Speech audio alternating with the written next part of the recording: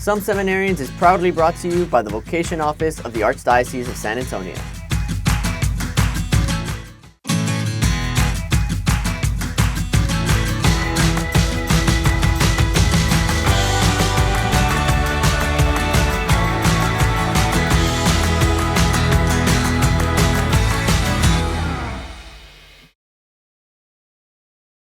Howdy, and welcome to our podcast. Welcome to our, was this the Emmaus house we're in, right? Emmaus House Formation. Emmaus, Father Tom, you owe me $5 for saying Emmaus house. We're here. So charge whoever produces the CTSA or that $5 for using your space. Anyways, so I'm joined today with Deacon Evan and Dustin, and I'm Robert Shelton. We're seminarians for the Archdiocese of San Antonio, and today we're here to talk about vocations, our vocation specifically, discernment. And what is discernment? We should probably start off with that right away. Discernment is a process of inclining ourselves to God and asking, what does He want for us? Like, I discerned coming here today because God wants me here, right? That was a joke, very bad joke. This is my second podcast today, and coffee's running low. So anyways, I'm going to turn it over to y'all because we're here to talk about vocations, not listen to me, tell bad jokes. So who wants to start us off and just talk about your vocation story and how'd you get to sitting here in Emmaus house talking to random people? Yeah, I absolutely volunteered Deacon to go. I absolutely concur that, Deacon, you should go. Pretty clever the way you started first and then lateral to me. So. Deacon Evan Wittig, been a deacon, it'll be 39 years this July. My wife passed away in October 2021. And August 2022, I went to church, and it was St. Helena's. My son was directing the music, so I went there. It's not my normal church. I'm normally at Holy Spirit. But at the end of Mass, the priest was from Europe. He has this deep voice, and he goes, "Don't forget to pray Vocation Thursday." Just an announcement, But I journal every morning. I pray every morning. So the next morning, my journal, I write down vocation ? And I said, "Lord, the next move is yours. It has to be your idea, not my idea." So this was in August. At the end of August, I was at a conference sitting with a friend of mine and his wife. It was a Mass, a beautiful Mass. And at the end of Mass, he just looks at me and he says, "You should be a priest." And I go, "Really?" And 3 more times that day at the conference, he kept introducing me to people as a future priest. So I began the discerning process then, and I spoke to the oblates, and I came here to, the pastoral center and met with Bishop Gary and began the discerning process. Yeah, fantastic. I think, it's interesting to note that, typically when we think vocations, we just think of some young guy, right, joining the seminary when he's like 18 years old and, that's kind of it. But, the reality of the church, throughout time is that different people have been called at different ages. Peter was probably in his 30s, right? So was Paul.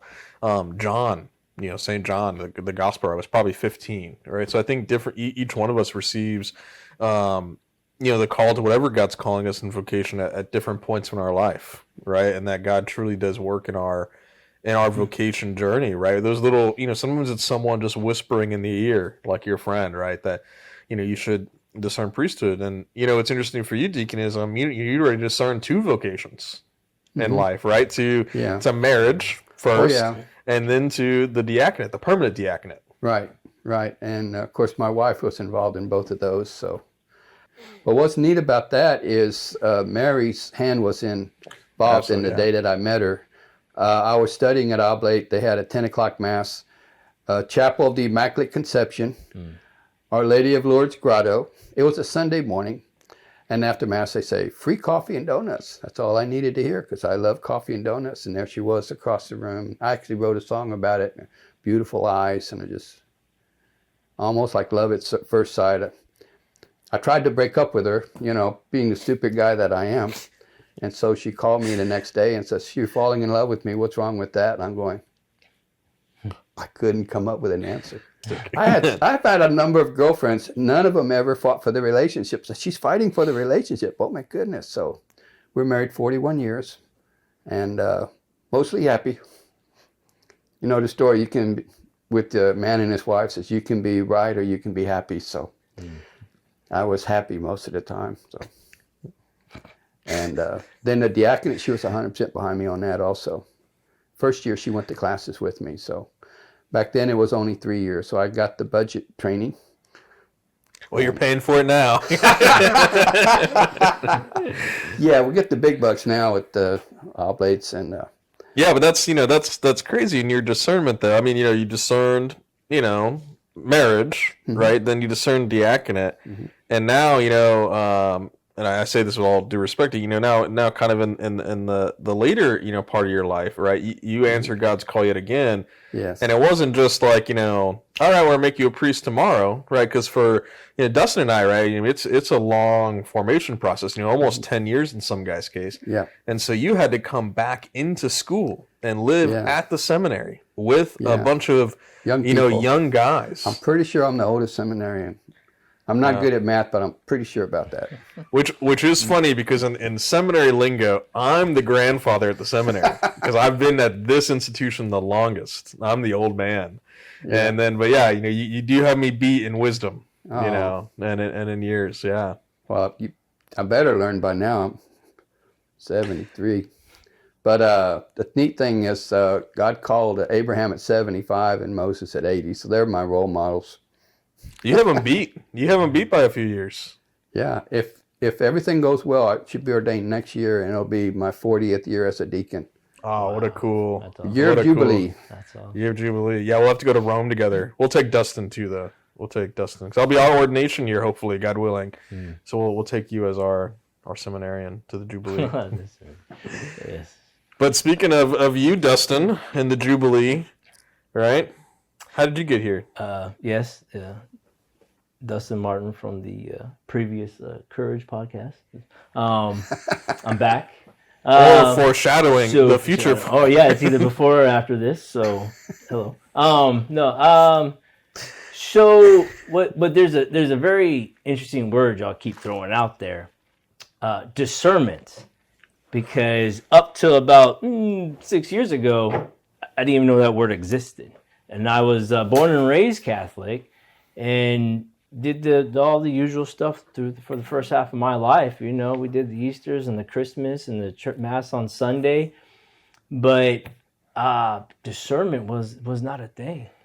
Priesthood was, I might have thought about it when I was a little kid. You kind of missed, but by the time I got out of high school, church was church, and life was life, and I had girlfriends and life. And then a little bit after high school is when I started looking into the military. And I'm what they call third career. I was almost 10 years Army, did 3 deployments. And then after I got out, I bought and owned my own business in New Braunfels, Texas. I had that for about 4 years. And then after I ended that, like you mentioned, for a couple of years, I was a pre-K teacher while taking care of some other things. So I had a lot of different opportunities. And before all that, I had about 13 different jobs. And so nothing really came to fruition. I always felt kind of like something missing, or like an emptiness, or not a lack of fulfillment. And so I just kind of kept filling different things with this idea. Well, maybe this will make me happy. Maybe I was even manager for GNC for a couple of years, and I got the promotion. I was making more money, and I was in a position. And I was like, I was pursuing something, but it never came to anything. It was just pursuit and pursuit and pursuit. And so eventually this started just kind of imploding on me. And then God got my attention, and it was like, what are you doing with your life? What are you doing with yourself? And I never thought about, any other things. And kind of like you, in a different situation, after a guy got a hold of me, about 30. So for a while, I did my own, I call it the religion of me. Mm-hmm. Whatever made me happy, whatever, at what cost. I wanted more money. I wanted to, of course, I wanted to be my own business owner, and I had my fancy, my cars, my parties, and all that. So I was in the religion of me for a while. And at the end of it, I was just empty. It wasn't, I was not happy. And so God got my attention, and then it was like, okay, wow, there's this amazing God out there, and thank God I'm Catholic, because I went church shopping after my conversion back. I went church shopping, and I was like, where do I go, and this and that, and God just kept leading me right back to the Catholic faith. And so then it was like, okay, God, you got my attention. What do I do now? Well, I didn't realize this is what we kind of call discernment, listening. I never listened before. Ask my parents; they'll tell you. I never listened before. So all of a sudden, I opened a doorway that I didn't even know about until I started getting invited to Melchizedek projects. And all of a sudden, somehow I'm being invited to, well, why don't you go to seminary? Or it actually began with the sermon house and all these things that I never thought about. And of course, like I said earlier, it was not me. You don't want me. Not the things I've done, the things I've seen. You can find better people. But yet every time I try to walk away from God and I said, what do you want me to do? He would show me and I'd say, no, not that. Show me what you really want me to do. And so as I kept digging more into this and as I turned it into more prayer, more adoration, going to daily mass, I didn't realize I was building my discernment. And that was the key that I never had before. Because discernment wasn't just vocation. Because vocations is well, it's a necessary part of our life. But you got priesthood, you got marriage, you got religious, and you got single. All those require the same thing. Discernment, listening to God. I never did that before. And so once I started doing that, that's how you start changing things in your life. That's how I started getting rid of bad habits. That's how I started getting that self-awareness. And the more self-aware I became, the more God became aware in my life. All of a sudden it went from God was never with me to I can see where God was. His footprints, his handprints on me that got me through certain things. God was always there. And so I think the biggest key to anyone is, discernment in our faith. If you're thinking you're looking for a vocation or not, discernment is a very important and needed tool. It's a tool that we have to have. And that like I brought you here, I didn't know about it though. And I think it's kind of not lacking, but I think it's misunderstood or just not talked about in a certain way. Because I never thought about it until I got that kind of slap in the face, and I started coming here, and then getting around this kind of environment, you start hearing about it. But outside this environment, it's kind of not so mentioned. Go to adoration and listen to the God in your heart. Discern what is God's will. Discern what are your desires, and yeah. So that's what's led me to this seat right here. That got me through the propedeutic program. Because going through Discernment House led to more invitations of me saying, I'll do this, God, but they're going to say no. Once they learn about who I am, they're not going to let me in. And then they're like, well, we would like you to take the next step. Well, did you read my profile? And so it just kind of kept going. I actively tried to get kicked out. No, I did not actively try. No, but yes. So we just kept praying on it. And I just kept saying, Lord, if this is what you want from me, and kind of like your situation, I went to a church one day just kind of in prayer. And this place was in the nicest way possible. I was probably one of the youngest people at this particular mass. And this, he must have been 80-something, almost 90-year-old priest. And at the end of his homily, and he's doing mass, and he just stands up there, and at the end of it, he goes, and you know what? At least look at trying to be a priest. And I was like, who's he talking to? Ain't no one in here gonna be no priest. And it just kind of hit me. And he just stood up there and he said, at least try. And it was like, bam. And I was like, well, okay. Well, then I'll take the next step then, Lord, And so that started the applications, and I just kept praying every step.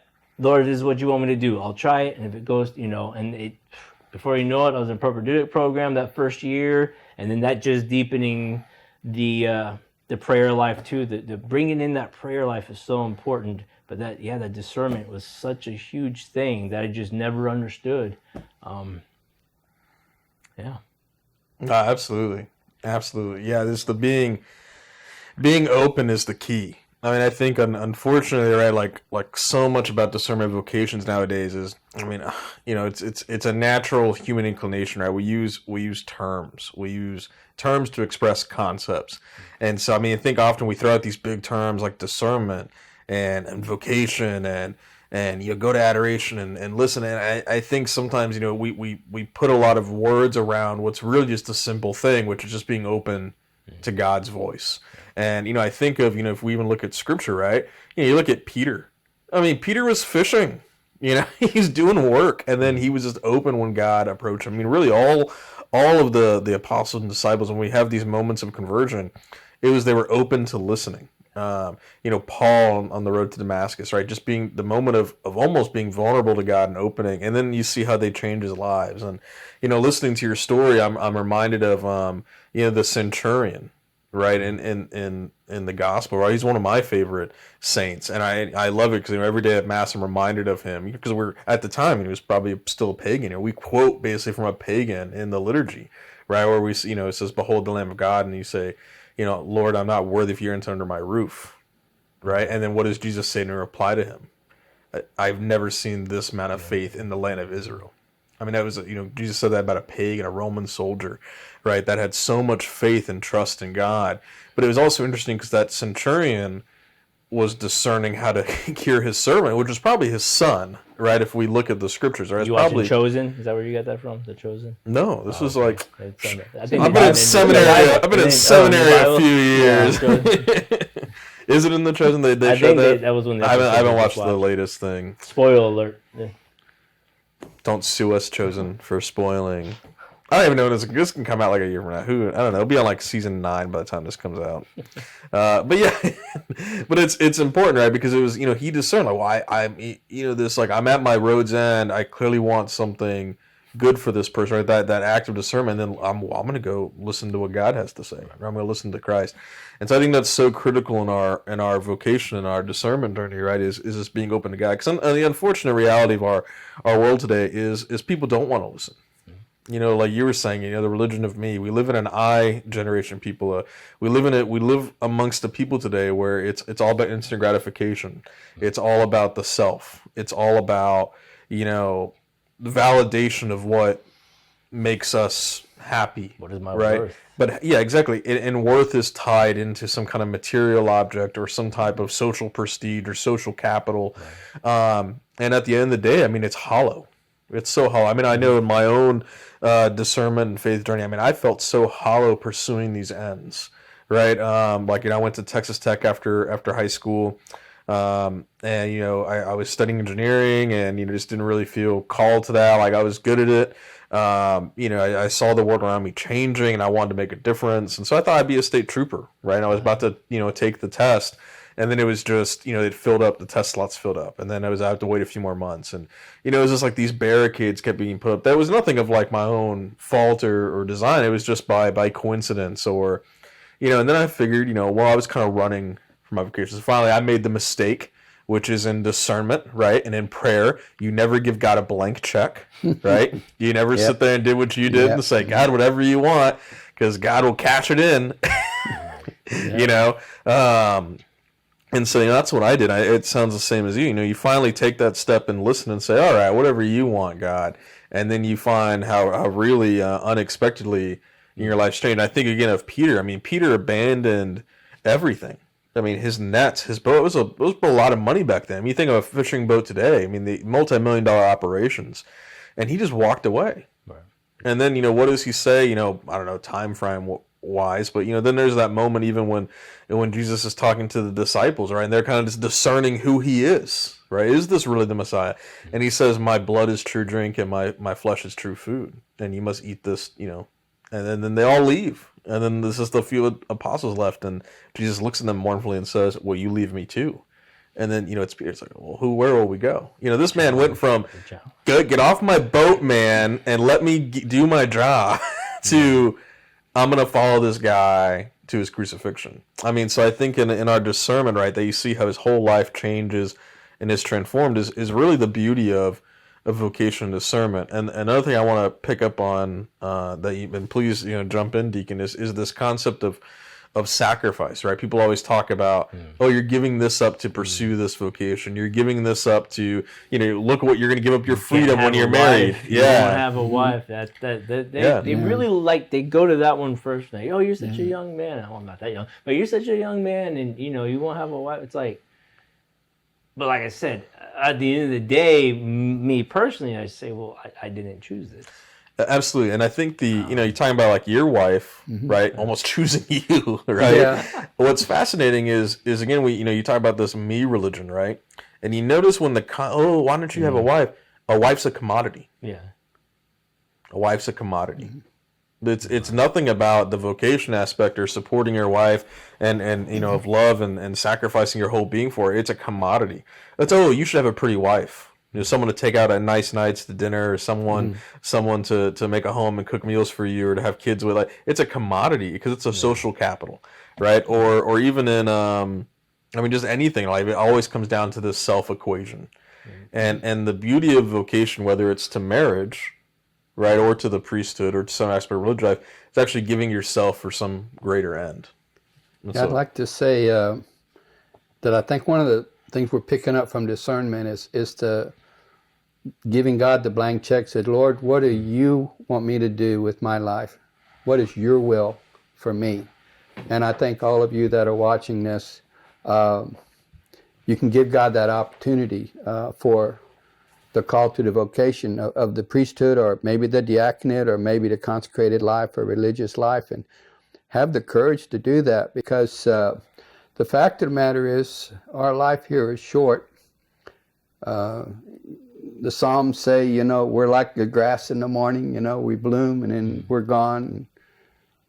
Wicked people are like the smoke, they're just blown away. And in a sense, you could talk about the shortness of life, but let's also look at the longness of eternity. And so our legacy can be, Lord, you gave me one life and I lived it for you. And I've already served the Lord many years, but I want to give him what's left of my life here on this earth. And I want to treat the church like my bride. I want to treat her with love and respect. And I'll use what I've learned all these years as a deacon to help me be a better priest. But it takes, y'all were talking about courage earlier, but it takes courage to give God that blank check. But you got to figure God's will is always going to be better than your will. But it'll be a struggle. It's going to be hard to go through that, your will versus God's will. That's ongoing, by the way. Oh, yeah. But to be willing to give God that blank check and to give God your life in whatever way he calls you, you will not regret it. Yeah, and then to act like, this, once I had it, this was easy, I just showed up, blah, blah. There was fear, there's doubt, there's misunderstanding. I mean, there's emotions, there's trial and error. It wasn't like all of a sudden everything became perfect. And it wasn't just like, I'm going to do this no matter what. No. But it was a situation of awareness of things I never noticed before. So the discernment helped me through the fear. It helps you through the doubts. It helps you through the confusion. Because without it, we allow those things to control us, and they hold us down. They stop us from being our real selves with God. We want to keep it bottled up. We're afraid to take that step outside. What does he say? I don't want to go outside because there's a lion somewhere out there. And it's like, so what do? You hide. And just like the COVID was a very tough thing, because what happened? You had to hanging on to that faith. You needed to discern that, okay, I can't go to church right now.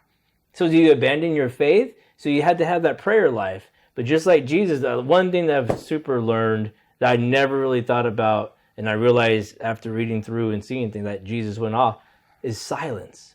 I never appreciated silence. I either always watched something, I had music on, I had people around me being loud bar. I didn't like science, or I was never open to the silence of just myself, being alone with God. I never had that until I came into this kind of new profound thinking of, how do I hear if I'm not listening? And how can I listen if all I hear is everything and everyone else? And so if it's one thing I recommend to anyone, if you don't know what you're going through, or even if you're struggling with anything, find some silence for yourself. Find some of that peaceful moments with God, even if it's a small little reading, but give yourself some time alone, and give it a time of not just meditation, but even just a simple conversation sometimes. It builds up. It's the building up. It's the hardest thing you're going to do is start something. Because the fear of looking dumb, the fear of I don't have time for this. We're always going to have the fear of I don't have time for this. And that's why I can tell myself every day, I don't have time to pray. I don't have time to be alone in silence. I have family. I have children. But you don't understand, when you do find that time, when you make that time, everything you do that day becomes better. Then that week becomes better. That month becomes better. That year becomes better. Your discernment becomes better. because you're recharging yourself. You're giving yourself that hope and that life through it. So it's going to be hard because everything's going to tell you, no, you can't do it. No, you don't have time. No, this isn't worth it. But it is. The hardest thing you're going to do is getting through that resistance of trying it. But once you get it going, it's refreshing, it's rejuvenating, and it's almost necessary, I think. Because Jesus did it so many times. He went off. He had his guys, then he'd go off. And he'd go off in silence. He'd go off by himself. And I never realized how important that was. I'd like to recommend, building on what you just said, your personal prayer life, give God at least 20 minutes a day. 30 would be better. And then 1 hour of Eucharistic adoration a week. Just sitting in front of, hopefully you can use the tabernacle, but hopefully the Jesus exposed in the monstrance is just, you're looking at Jesus, he's looking at you.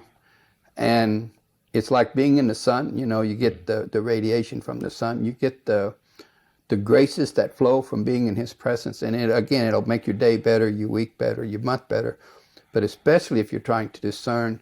And that's the best time and the best place to give God the blank check and say, Lord, what do you want for me to do? Yeah, I think that's the big takeaway, is just being open to God's will and being open to the voice of God in our lives. Because, I mean, you look at all the saints in history, you look at the martyrs, they listened, right? And again, we live in a time where listening and silence is almost an evil, right? I mean, this is why TikTok and Instagram are so terrible, right? And on Facebook and YouTube with all those little short videos, we have to fill every single second with that time.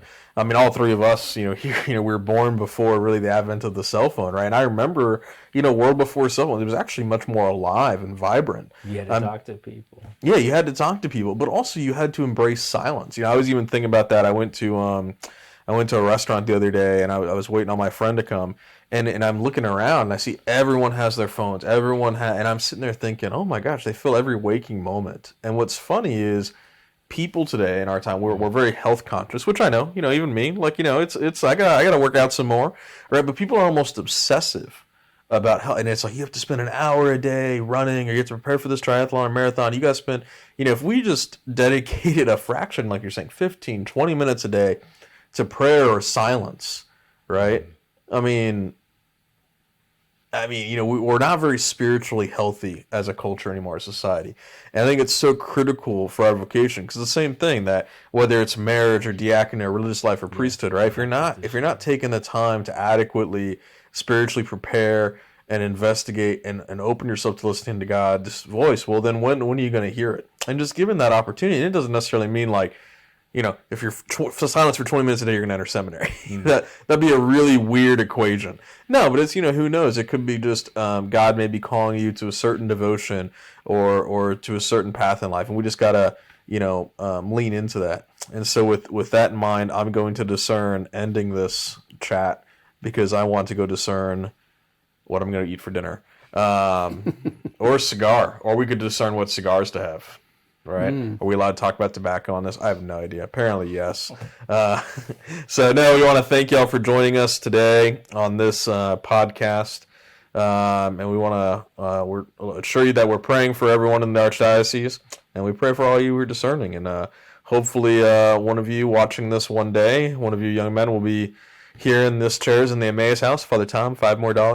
And you'll be the one chatting about your vocation and hopefully the way God has brought you here and impacted you. And anyways, God bless. Have a good one. We're going to wave to the camera now like those penguins in the movie.